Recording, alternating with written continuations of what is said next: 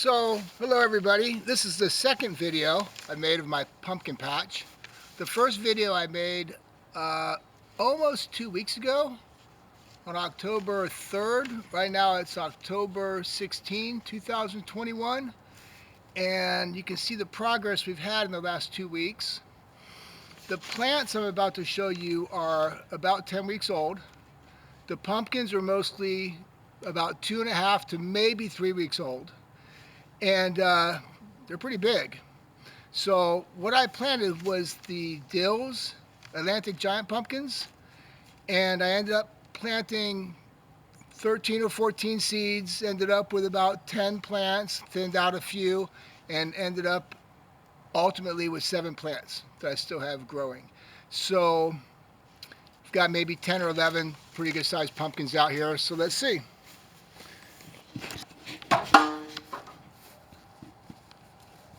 I guess I'll start by the numbering system again. Pumpkin plant number 1, number 2, back there behind that big pumpkin that's actually from number 1. Plant number 3, 4, 5, 6, and 7. Here's the difference of doing it right and just trying to get a pumpkin to grow. This is what happens when you're just trying to get a pumpkin to grow. I put this kind of in the grass in the yard and started with a well-fertilized hill and felt I was just, as I went, I was going to just add soil or dig up the yard or whatnot. And it grew faster than I took care of the soil. And with all this grass around, as you can see, this is the best pumpkin I could get off of it so far. It's about a week and a half old.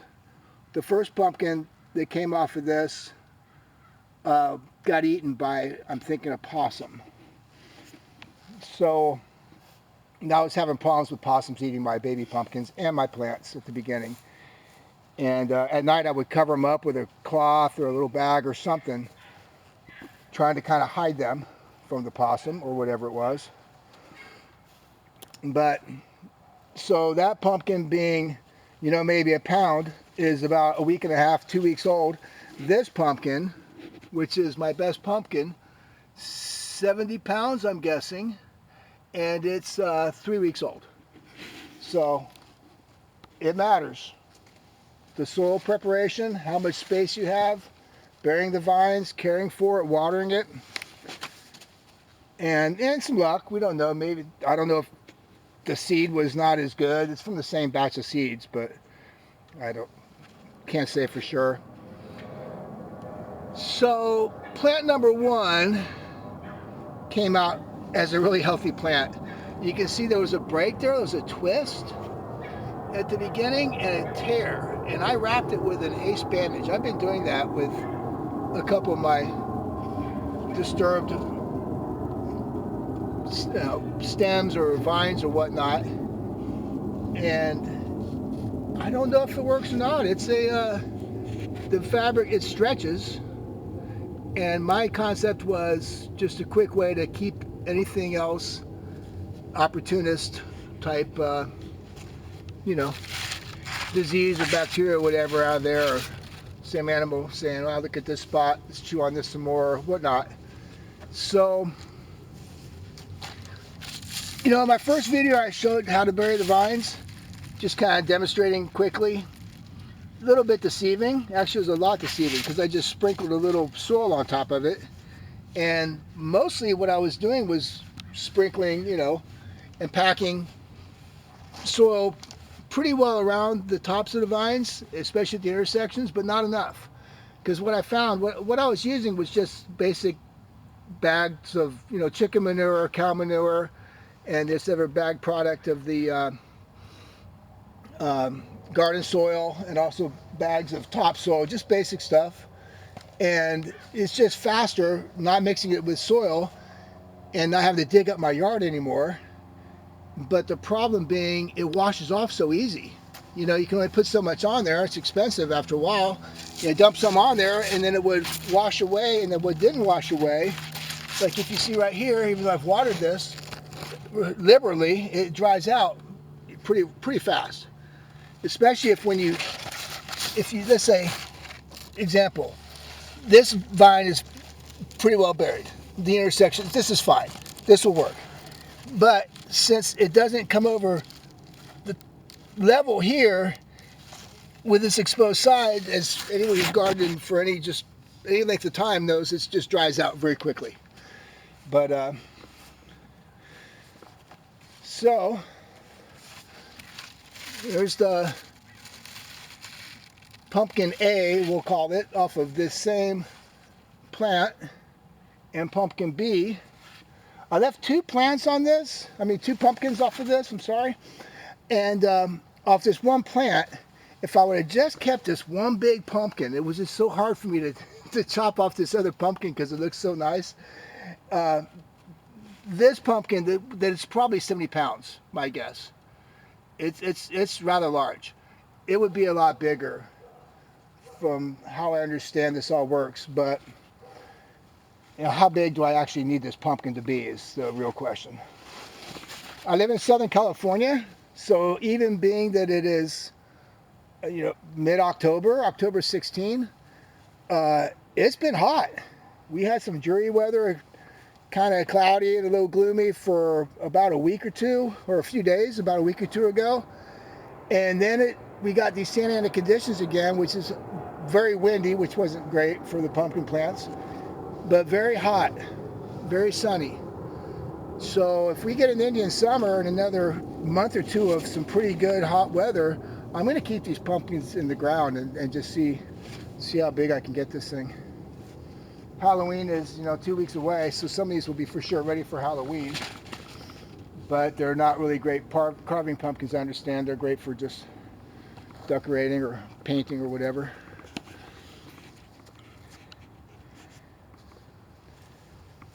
So another example of what the downfalls of this. This plant was doing great, and right here, I believe a possum or a rat or something ate this. So when these plants are coming up, they must look delicious because they go right at the center of it and start chewing. Another one back here, plant number 5, took some damage early on. It seems to recover, but it has hardly any pumpkins on it, and it's not very healthy. It gets less care too. So, but I wrapped that thing up, and a pumpkin formed off of it.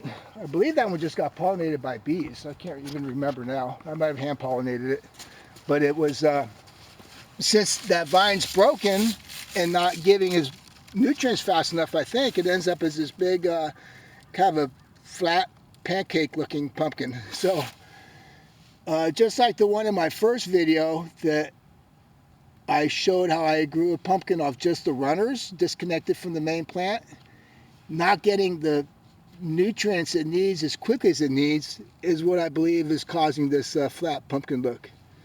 But I still like it. I'm trying not to grunt or whatever, but you can see that this is like, it's 45, 50 pounds. I don't know, 40 pounds plus. It's a big pumpkin. And it's still growing, I've been, doing a better job of burying the vines and keeping water on it. So, a good example of how to bury the vines. This is probably a bad example because see how this is already coming apart, I water it and it comes apart a little bit. Let's get this up here a little bit better. See these male pumpkin flowers? I've been killing those. I'm not making any more pumpkins. And that should just be robbing energy from the... Here's a root. That is the little root that comes down. Look, that's getting pretty... That's healthy too. But see, buried and 100% buried is what's going to make that better. I got to get back in here. So every time I come out here, I do some watering or fixing things, and there's just, you see it as you go, and it changes, daily, almost hourly. So I guess that's the main tour. So seems like I'm doing all right. I got 2 big pumpkins off that plant number 1. Trying to watch my step. I thinned this out a lot. And I trained the vines and then buried them so I can kind of walk through here a little bit. Plant number 2 has a pumpkin off of it back there. Actually, it's a nice pumpkin too. Here's number 3. This is the one where I had this vine kind of laying on top of it. You see I left these marks, which is what you don't want if you want the pumpkin to come out looking pretty good. And not only is it marks, but it's going to like push up on this vine, etc.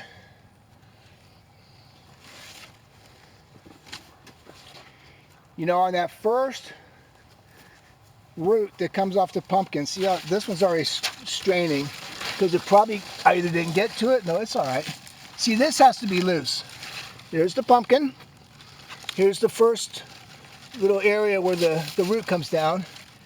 It has to be clear because if this root's growing, this pumpkin twists this way or just strains on it. So see, as this pumpkin grows up taller, bigger, this has to be able to go up too. Same thing with anything off to the side.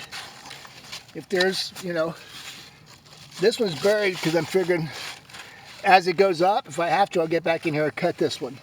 But for right now, it's getting nutrients. It's clear. It's got a little bit of clay. So that's 35-pound pumpkin there probably. Doing pretty nice. It's off plant number 5.